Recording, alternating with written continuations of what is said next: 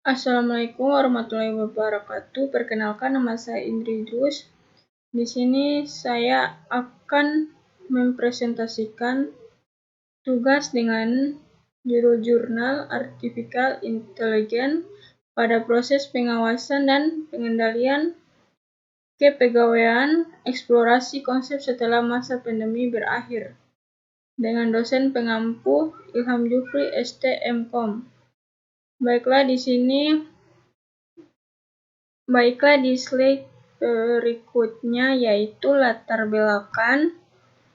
Sini latar belakang kecerdasan buatan atau artificial intelligence saat ini telah membuka sebuah fenomena baru di bidang korporasi, bisnis, dan juga pemerintahan. Kecerdasan buatan umumnya dikaitkan dengan sebuah alat bantu untuk menemukan sebuah permasalahan dan menyelesaikan permasalahan yang kompleks.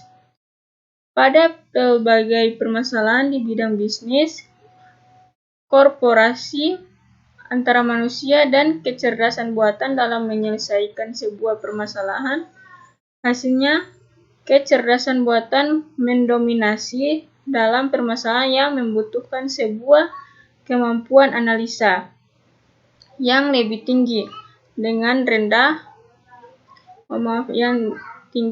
batasan tingkat ketidakpastian dan kompleksitas yang rendah, sedangkan manusia mendominasi pada permasalahan yang memiliki ketidakpastian dan kompleksitas yang lebih tinggi, serta kemampuan analisa yang relatif lebih rendah. Baiklah, selanjutnya kita ke slide ketiga, yaitu kecerdasan buatan menurut Humas juga menjadi sebuah variabel utama masa depan pemerintahan. Kecerdasan buatan dapat digunakan salah satunya untuk keperluan pembuatan kebijakan publik, administrasi pemerintahan, bidang pelayanan publik, dan bidang khusus. Pada bidang administrasi pemerintahan, kecerdasan buatan telah mempermudah pengolahan dokumen, seperti pengenalan suara dan teks naskah.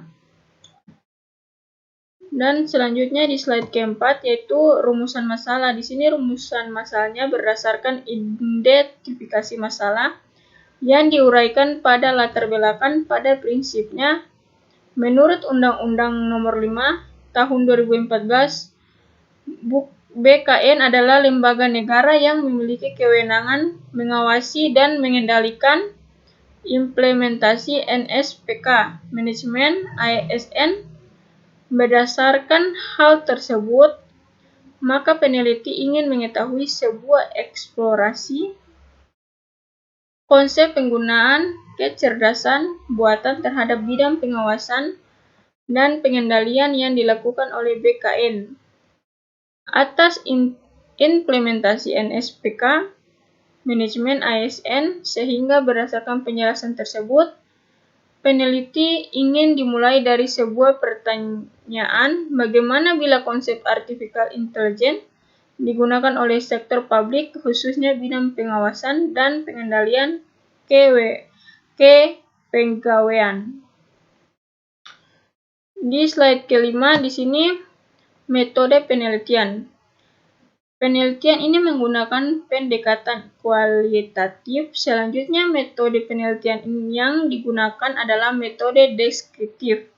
Menurut Lambert 2012, tujuan dari penggunaan metode ini adalah sebuah proses meringkas secara komprehensif atas peristiwa-peristiwa yang terjadi pada keseharian maupun peristiwa tertentu dari sebuah individu atau sebuah organisasi. Menurut Sandelowski 2000, metode penelitian kualitatif deskriptif dapat dilihat sebagai buah pendekatan yang dapat dikatakan kurang interpretif, dikarenakan tidak mengharuskan penelitian untuk bergerak jauh dari atau ke dalam data, dan penelitian tidak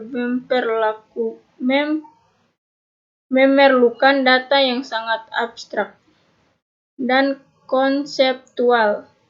Hal ini yang membedakan penelitian kualitatif deskriptif dibandingkan dengan desain pendekatan kualitatif lainnya. Selanjutnya, slide ke-6, pembahasan teknik-teknik kecerdasan buatan menurut Chus dan Al-Majjan 2018. Teknik kecerdasan buatan dapat dibagi menjadi dua. Pertama, teknik kecerdasan buatan berdasarkan sebuah perangkat keras atau hardware yang umumnya digunakan di industri manufaktur seperti pengguna sebuah robot di pabrik pembuatan pesawat Boeing, kendaraan yang melaju tanpa adanya pengendara seperti yang digunakan pada mobil pabrikan Tesla, serta artificial vision dan virtual realita yang banyak digunakan di industri game. Kedua teknik kecerdasan buatan lainnya adalah teknik kecerdasan berdasarkan sebuah perangkat lunak atau software seperti artificial neural networks atau jaringan saraf tiruan. Komputasi evolusioner terdiri dari algoritma generik, strategi evolutioner, dan genetik. Selanjutnya ke slide ke-7. Yaitu selanjutnya dalam teknik kecerdasan berdasarkan perangkat lunak dikenal teknik lainnya diantaranya yaitu data mining, text mining, dan analisis sentimen analisis. Teknik ini diprediksikan akan memberikan dampak pada organisasi pemerintah. Dengan kemunculan berbagai teknik kecerdasan buatan ini tentu akan berguna dalam berbagai aspek diantaranya otominasi sebuah proses, adanya penurunan kesalahan dan penurunan biaya organisasi, pencegah kecurangan atau penyimpangan yang akan mengakibatkan peningkatan kinerja organisasi pemerintah di seluruh dunia.